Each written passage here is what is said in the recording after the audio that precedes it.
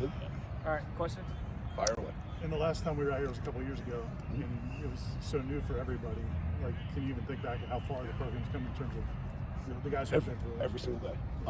Just seeing now, you watch the guys who have been here for a couple of years, and guys who may have struggled in year one, and tour duty is a different thing. I don't care who you are, I don't care what level you are, anything else. It takes a year to kind of get your feet under you and mentally get your head wrapped around what tour duty is going to throw at you. And you see the guys, you see the growth, guys who maybe you saw struggle when you came out 2 years ago and watched. And you see those guys leading groups and excelling now because they've been in the program, and not just being in better shape or anything else, but being mentally tougher, mentally stronger to be able to be those guys who are now ascended to those leadership type roles. You kind of said it, but how important is it when it becomes player-led? Obviously, first year is coach-led because everyone's next year it's a little bit, but now you have the players teaching the younger players, and they're That's the ones. immeasurable. I mean, ultimately, you'd like your program to be coach-fed and player-led. Let us steer it the right direction. Let us provide coaching where it's appropriate when it comes to leadership and those types of things, and let the guys lead, let the guys drive, let the guys pick their peers up. Because it means way more coming from the guy that you rode to the workouts with, that you live with, than it ever does coming from a coach who did this forever ago, right? And you see that start to happen. When you guys watch around, you see those guys coaching the things that we used to coach. I find myself coaching less of the basic standard stuff and being able to coach leadership and things like that. That's when you can start to truly measure growth within the program.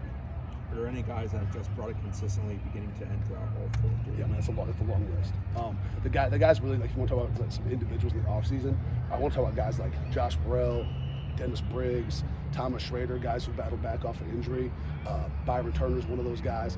Seeing what those guys have been able to do this offseason through the rehab process, transition from rehab process, getting very close to back playing ball again. Seeing what those guys have done. Those are the guys that have had some remarkable winning programs this year. Last year, you guys talked about guys like Deshaun Corbin, Darius Washington had really good tour duties, and that translated over to the season. How transferable is tour duty typically to these kind of field? It's huge in the sense of this. Like, anything you want to get better at. Okay, so let's say a guy wants to be a better squatter. What's that take? It takes reps and it takes time. Light reps become moderately heavy reps. Moderately heavy reps become heavy reps. Heavy reps become the strongest you've ever been. Leadership's no different, right? If I can lead a guy in a little small moment in tour duty, well, maybe now I can lead him in a little bit bigger moment. And that'll gradually build through spring ball, through summer workouts, through camp, till eventually when you're out there in Doak with 80,000 people out there and you're between the white lines, and you can lead in that big, heavy moment to be your best because you've built those reps over the course of the year. And that starts right now in tour duty. That's why we start the winter program with tour duty, because this is your time of year you go through a leadership void, right? All those guys that you just mentioned are all gone. Those are the guys who are leaders, okay? So now who leads? Well, you got guys who want to lead, guys who have been growing towards being leaders, but they haven't actually done it yet. Or they've done it in a small role, and now they're ready for that bigger stage. And that's why we start with tour duty. Tour duty provides ample opportunity for those guys to step up and take hold of those moments. Between transfers and freshmen, you have about 20 new guys. How have those guys handled this as they've gone? It's been good. So, I mean, if you look at the team this year with 109 guys in the roster right now, I believe 45 or 46 guys, this is their very first winter program. So it's not just the mid-year new guys of the early enrollees and the transfer guys. It's also guys who came last summer who this is their first off-season. So as you walk out there right down today, you watch the whole thing going. Really, you're looking at almost 50% is guys who brand new their first tour duty was 7 weeks ago. And so you see the growth with those guys. Some guys come in very ready. Some guys go through young guy stuff. But once again, whether you're a transfer guy or an early enrollee freshman, tour duty is a different deal, right? And the mental things that throws at you, the added anxiety of not just your teammates being there, but your coaches, the head coach, your coordinator, the guys that control your playing time, that creates a sense of anxiety and some mental pressure that you can't create in any other workout, which is why it's important for those guys. It gives you a really good idea. If a guy can handle this really well, this guy can probably take a little bit of pressure in spring ball too, which will travel over to summer and then to camp as well. What'd you hear from some of the transfers? I think I heard early in the semester just how intense they weren't ready for the intensity of it. It was a little different than what they kind of. Yeah, there's no doubt. I mean, we talk about all the time, like our guys are coming here are going to be built different. We're going to ask different things of our guys. I think the biggest thing that surprises them, it's not just that it's hard, it's the consistency of it. It's every day the Chiefs coming in waves, coming in waves, coming in waves. It's not like maybe the place you're at before, you had one or two of those really hard days throughout the wintertime and everybody made a big deal about it.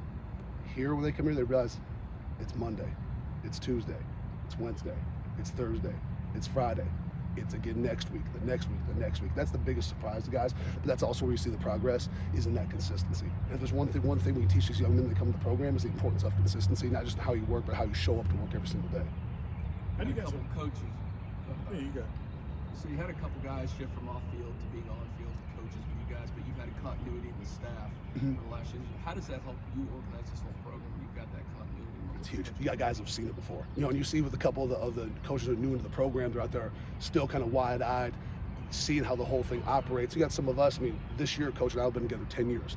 Done a whole lot of tour duties. So I'll try to, grab those guys, help them get on top of their role, be great at that role, and then expand. You got some guys then, once again, that were off field who've seen it happen for a couple of years, who are now that guy that's up in the mix and whatnot. And that's a transition too, because it does. It moves fast, it's loud, there's a lot of moving parts, but so is practice. Besides the conditioning part, how much insight are the coaches getting to how competitive young guys are and things like that? Yeah, it's fun watching those guys come in, step up, seeing you watch a kid on tape in the evaluation process, you kind of fall in love with them during recruiting, but they get to see them show up and actually what do they bring to the table day one coming in, and that's huge. That's one of the most exciting parts about this time of year, especially the way college football's changed. Now pretty much you bring in your entire freshman class mid-year, and for those guys that's infinitely important, because now they're getting an entire extra off season. They're going to get a whole summer program. By the time camp rolls around, they haven't been out there in that stadium yet for real, but they've been in the program almost a year at that point. It's a lot of work, a lot of training, a lot of familiarity under their belt by the time they get to that point. So it sets those guys ahead for their careers, especially in a class like this where we have a lot of bigs. Extra offseason for a young front seven type player is huge. One guy who looked a lot different from the last time I saw him is Derek London. I guess what kind of work was he He's done a good job being consistent. When we got here, D-Mac was a really young guy, and just the maturity, not just of his body, but of his mindset as well. And you see that start to pay off. Like we talk about the consistency over time. And if you give yourself into that and you buy into what that's going to bring you, if you can come to work the right day every day, you start seeing with a guy like D-Mac where that can take you over time. What kind of impression has Jared Verse made on you so far, and what's kind of stood out to you? Yeah, Jared's been a stud, super mature kid. That stood out right away in the recruiting process when he came in. Like as you're talking to him, he's like talking to one of our veteran guys, even though he's been in college for whatever it was, 2 years or whatnot. Very, very different path that took him to bring him here.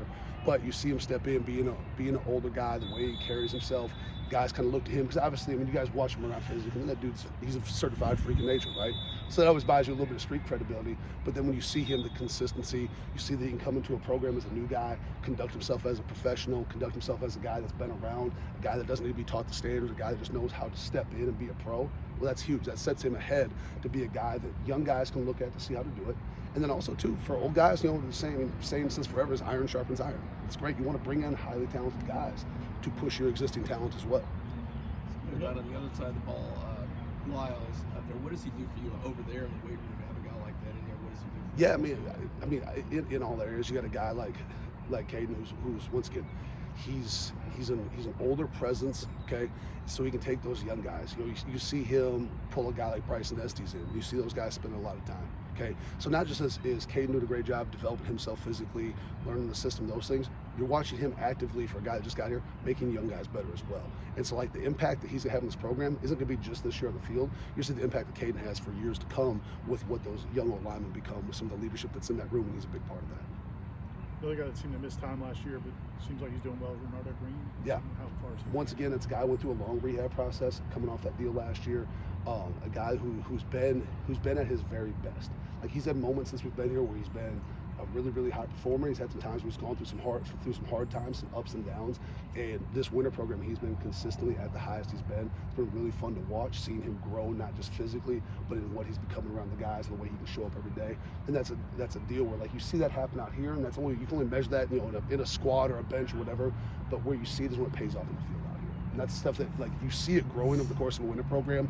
All those like intangible type things, right? And you see like that matters. I can't measure that, I can't quantify that, but that matters. And that is a lot of what you're seeing this winter, along with the physical growth. Like that's a standard, right? Like that's I can dictate that. The other growth, we got to set the table for that, but the guys have to be the ones to do that. You see that happening. How was the squad party? Awesome. It's hectic and it's a lot of stuff going on. Loud, a lot of action, a lot of guys. So that environment's huge. We talk about it all the time, like. Yeah, it's just you under the bar, but like you got that environment, that room. You got your brothers around you to help you lift that weight, just from the moment and the environment, getting caught up in it, seeing guys perform. You see the competitive spirit come out, and that's a big deal for our program. Like you see guys, it's like one of the few days I allow phones and stuff in the weight room while we're training, and so you'll see Amari Gainer's on FaceTime with somebody. I see who's on FaceTime with. He's FaceTiming with Jermaine because Jermaine wants to see what our guys are up to. You see guys, former players want to check in. Guys texted me on Friday to want to know what time the squad party was starting. Guys are out training for the combine and stuff right now. And that's cool. It just goes to show you the impact that work can have on the program. It's not everything, but it matters. Have you seen him many receivers like Joshua Burrell at the squad? No, Josh is an elite squatter. I mean, he truly is. I mean, you look at the way he's built. It takes a mature mindset to be able to move weight like that. You can't just move weight like that with a young, immature mindset. So like seeing that out of him, like that kid's got bright future to come, and he's one of those guys too that we haven't got to see a lot of yet. Kind of like a Byron Turner. You know, Byron Turner's got to hit a huge squad on Friday as well, but he was a guy that came in with a pre-existing deal that we had to get taken care of, and seeing him grow through this offseason as well. So there's gonna be some fun things that will be set on this field you guys haven't got a chance to really see very much of yet. Talk about the squad party. This is the first full off season with the renovated weight room. I guess how much of a difference is that made for y'all? The efficiency that brings to what we do is huge. You know, I mean, the equipment that was there before, like, it's fine. I mean, you can get strong on any rack, right? But I mean, at the end of the day, when you walk in there, like, you got a room that feels like it's giving back to the kids, what the kids put into that room in the first place, right? And then just from an efficiency and safety standpoint, that's huge for us. You know, just with some of the unique things that the Sornex equipment brings to the room, allows us to do some things differently than we've done in the past. You know, a little bit quicker, a little bit more efficient, a little bit safer, and obviously a far better looking space than what was in there when we first got here. Anything else? Is this the last this kind of thing before spring practice starts? Or is it... Yeah, so we'll still have a big training day tomorrow. Okay, we'll be back out here again on Thursday.